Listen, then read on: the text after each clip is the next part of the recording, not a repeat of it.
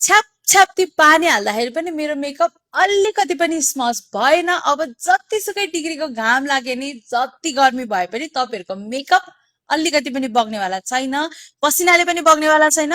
तपाईँले यति products use गर्नुभयो भने मेकअप मजाले इन्ट्याक्ट भएर बस्नेवाला छ है। अब यो सेटमा मैले हिजो अस्ति पनि देखाइरहेको छु, यो सेट बारम्बार देखाइरहेको छु किनभने अहिले एकदमै धेरै गर्मी छ, त्यसैले तपाईँले यो प्रडक्ट चाहिँ युज गर्नै पर्छ। यो सेटमा रहेको छ फर्स्टमा फरएभर 52 को मोइस्चराइजर। यो मोइस्चराइजर चाहिँ वाटर बेस्ड हो क्या। तपाईँहरूले वाटरप्रुफ मेकअप गर्दाखेरि, स्वेट प्रुफ मेकअप गर्दा ओइल भएको मोइस्चराइजर युज गर्ने होइन, वाटर बेस्ड मोइस्चराइजर नै युज गर्नुभयो भने चाहिँ तपाईँको मेकअप बग्दैन है। त्यस पछाडि छ ग्रिपिङ प्राइमर। ग्रिपिङ प्राइमरले नै हो तपाईँको फाउन्डेसनलाई चाहिँ चपक्क स्किनमा टास्ने, अनि त्यसले गर्दाखेरि तपाईँलाई पसिना आयो भने पनि त्यो पानीको दागहरू बस्ने, धार बस्ने त्यस्तो हुँदैन। त्यसैले ग्रिपिङ प्राइमर चाहिँ चलाउनै पर्यो। अब वाटरप्रुफमा हजुरहरूलाई थाहा छँदैछ, हाम्रो फोटोम्याट फाउन्डेसन नचलाउने त को नै हुनुहुन्छ होला र है। धेरैजनाले युज गर्नुहुन्छ यो फाउन्डेसन। यो फाउन्डेसन चाहिँ मजाले वाटरप्रुफ हुन्छ र यसलाई चाहिँ हजुरहरूले लगाएर एकैछिन सेट भइसकेपछि बल्ल चाहिँ अनि तपाईँले पाउडर एप्लिकेसन गर्ने हो। पाउडर एप्लिकेसनको लागि चाहिँ हामीसँग मोइराको लुज पाउडर छ। यो पाउडरलाई मैले कति धेरैचोटि पानीमा घोलेर देखाइसकेँ, घुल्दैन अलिकति पनि, पानीको कलर पनि चेन्ज हुँदैन।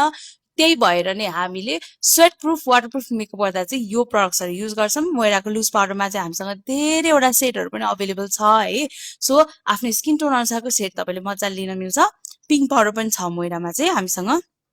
त्यस पछाडि यो चाहिँ हाइलाइटर र ब्लसर दुइटै भएको प्यालेट। यो चाहिँ फरएभर 52 को मेक मी ग्लो प्यालेट हो।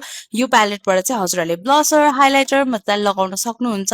अनि त्यस पछाडि रहेको छ हामीसँग लिपस्टिक है। अब यो लिपस्टिकमा चाहिँ यही लिपस्टिक लिन पर्ने हो कि त लिपस्टिक हटाउनु मिल्दैन सेटबाट भन्दै हुनुहुन्थ्यो।